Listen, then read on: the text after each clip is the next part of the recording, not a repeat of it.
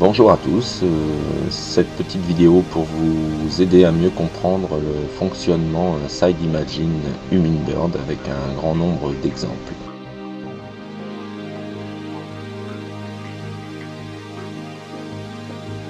Alors nous avons dans un premier temps une pile de ponts avec ici la vision SideImagine où on reconnaît très nettement le tabouret avec les pieds sous le socle. Ici une roche stratiforme avec des blocs décrochés, l'ombre des roches témoignant de la hauteur de la cassure. Ici également.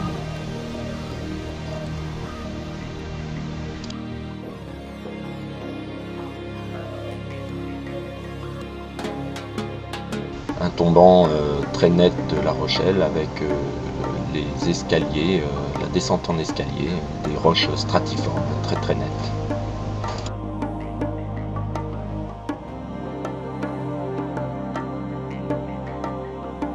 Ici nous avons des petits blocs de roches sur un fond très plat avec une vue remise à l'horizontale qui permet de bien se rendre compte. Ici une tête de roche avec bien sûr des éboulis de cailloux tout autour.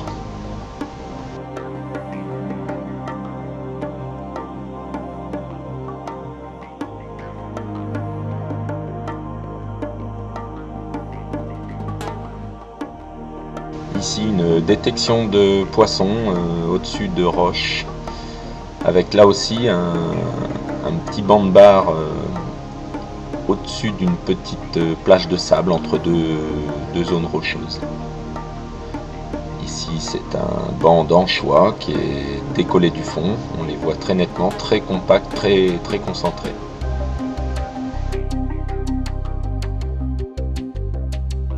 Ici c'était un banc de maigres en haut d'une crête de roche assez profonde, on les voit en boule sur 2 à 3 mètres d'épaisseur. Là, ce sont des algues type sargasse dans 4 à 5 mètres d'eau.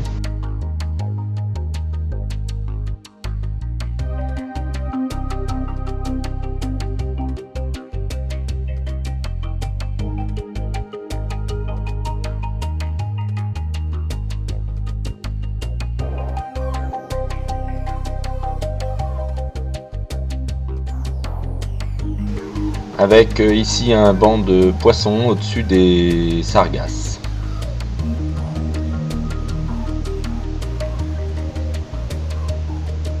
Là, une véritable forêt de sapins. Donc ici encore un petit banc de bar au-dessus de petites roches. Là, on les voit, les petits points blancs, hein, ce sont bien les bars.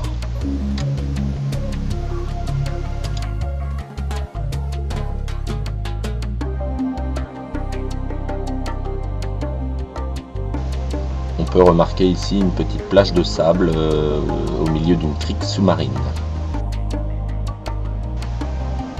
Alors ici, image intéressante puisqu'on a un petit tombant de roche avec, on le voit très nettement sur le haut, un paquet de laminaires.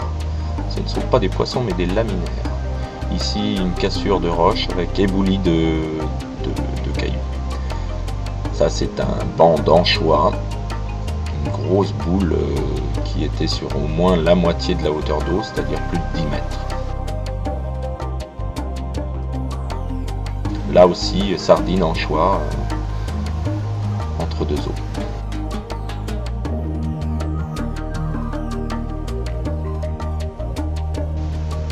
Ici, une épave avec une chaudière et la partie la plus haute qui était l'ancienne cabine avec des structures disséminées au niveau du fond qu'on voit très nettement ici.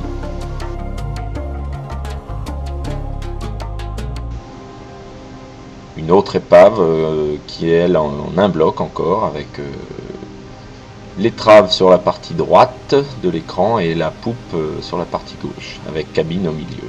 On voit l'étrave dans le haut de l'écran. Donc l'épave avec l'étrave sur la partie gauche et le flanc envasé. Encore une petite épave où on remarque un arceau métallique sur la partie haute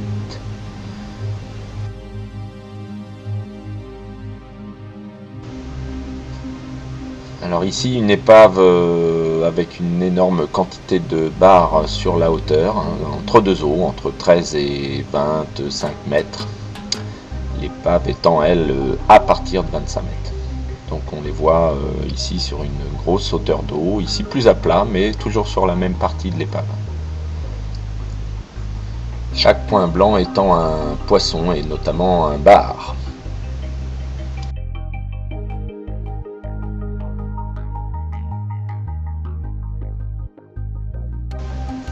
Des images donc tout de même très intéressantes malgré la profondeur importante, ici 35 mètres au niveau du fond.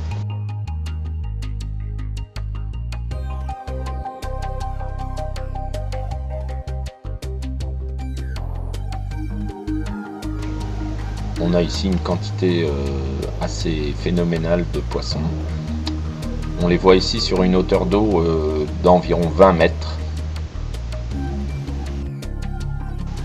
Contrairement aux idées reçues, le side imaging permet de faire des images très correctes malgré des profondeurs importantes. Ici 45 mètres d'eau et on a une épave qui semble être à l'envers.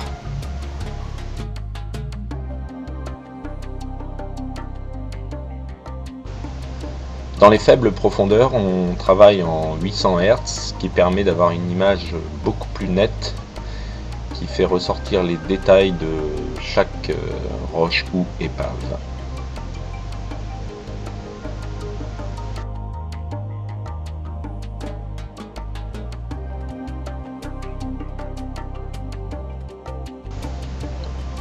Magnifique détection de maigre sur 4 à 5 mètres de haut près d'une épave. Également une très belle détection de maigre sur la hauteur et sur la descente d'un tombant. Une boule de maigre, pour la petite histoire, c'était d'ailleurs des gros spécimens. Ici une rangée de bouchots, donc piqués en bois alignés, bouchots à moule hein, bien sûr.